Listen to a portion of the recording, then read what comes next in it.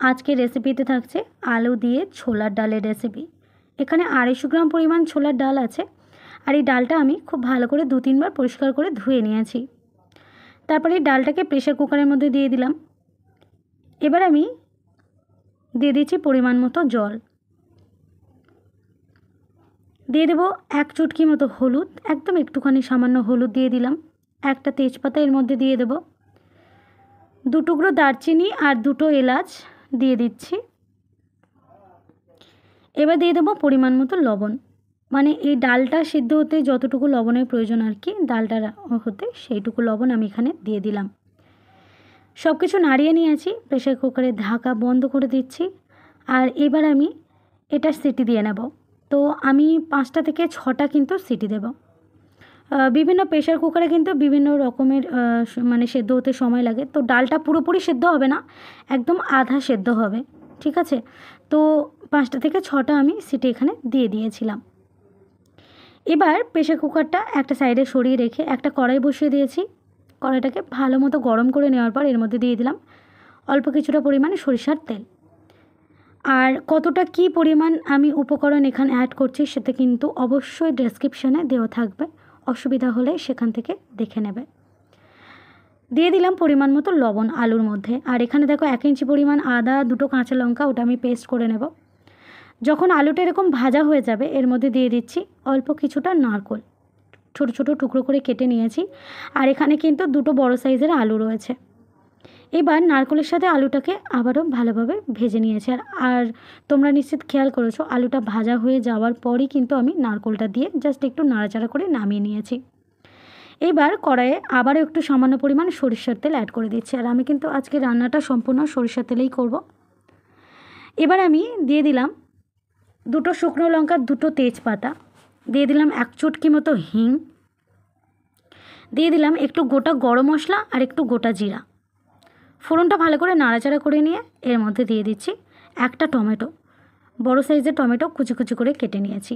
অবশ্যই কিন্তু এই ছোলার ডাল আলুর তরকারিতে হিংটা দেওয়ার চেষ্টা করবে। এবার আমি টমেটোটা একটু নাড়াচাড়া করে এর মধ্যে দিয়ে দিলাম সেই যে আদা আর কাঁচা লঙ্কার যে পেস্টটা আমি তৈরি করে নিয়েছিলাম সেটা দিয়ে দিলাম। দিয়ে তেলের মধ্যে নাড়াচাড়া করে নিয়েছি। এবার দিয়ে দিচ্ছি পরিমাণ মতো লঙ্কা, হলুদ, জিরা, ধনিয়া।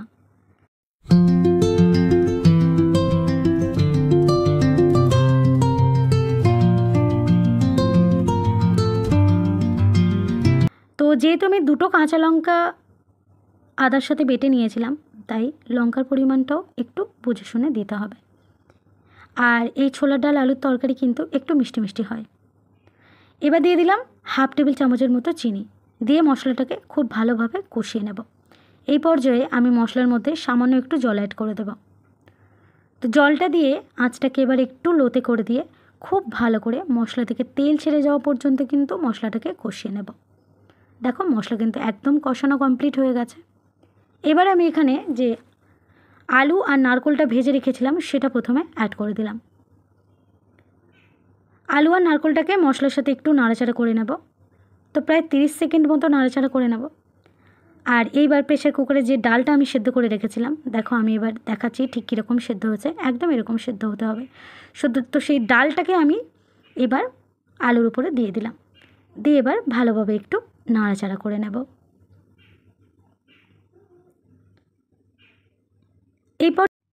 এই পর্যায়ে কিন্তু আমি 1 কাপ পরিমাণ গরম জল এর মধ্যে অ্যাড করে দিয়েছিলাম। যেহেতু এখানে ডালের পরিমাণ মানে ডালে জলের পরিমাণ কম ছিল, সেই জন্য গরম জলটা আমি অ্যাড করে দিয়েছি। নাহলে এটা যখন ঠান্ডা হয়ে যাবে দেখবে একদম শুকনো শুকনো হয়ে গেছে, খেতে কিন্তু ভালো লাগবে না।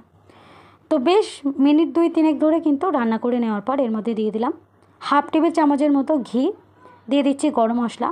আর মাঝখানে কিন্তু আমি একটু চেখে নিয়ে একটু চিনিটা কম লাগছিল, আর একটু চিনি কিন্তু আমি অ্যাড করে দিয়েছি। আর এই গরম মশলাটা কিন্তু গরম মশলা, জিরা আর ধনিয়া একসাথে ভেজে গুঁড়ো করে রেখেছিলাম, সেটাই দিয়ে দিয়েছি। আর আমরা কিন্তু সকলে জানি এই ছোলার ডাল আলুর তরকারি কিন্তু রুটি, লুচি, পরোটা যে কোনো কিছুর সাথে কিন্তু খুবই চমৎকার লাগে। তো রাত্রিবেলা এটা আমি ডিনারের জন্য বানিয়েছিলাম, রুটি আর ছোলার ডাল দিয়ে আলুর তরকারি। তো সেই জন্য আমি এখানে বেশ কয়েকটা রুটিও করে নিয়েছি। তো আজকের রেসিপি এই পর্যন্ত বন্ধুরা। রেসিপি ভালো লাগলে কিন্তু দয়া করে একটাই রিকোয়েস্ট তো আমার প্রত্যেকবারই থাকে, চ্যানেলটাকে একটু সাবস্ক্রাইব করে আমাকে একটু সাপোর্ট করবে। আর কদিন তো ছেলের পরীক্ষা চলছিল, সেই জন্য আমি রেগুলার ভিডিওটা আমি দিতে পারিনি। তো আবারও যেরকম আমি রেগুলার ভিডিও তোমাদের সাথে শেয়ার করছিলাম সেভাবে আবারও শেয়ার করব। তো আজকের রেসিপি এই পর্যন্তই। প্লিজ একটু তোমরা আমাকে সাপোর্ট করো এগিয়ে যাওয়ার জন্য।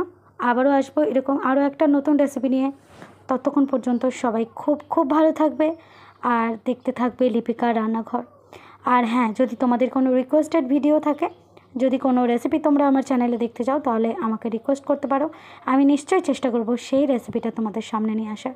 তো চলো আজ এই পর্যন্তই, আবার আসছি আরও একটা নতুন রেসিপি নিয়ে। ততক্ষণ সবাই ভীষণ ভালো থাকবে। আর সামনে তো পুজো আসছে, তো সবাইকে রইল শুভ শারদীয়ার প্রীতি শুভেচ্ছা ভালোবাসা।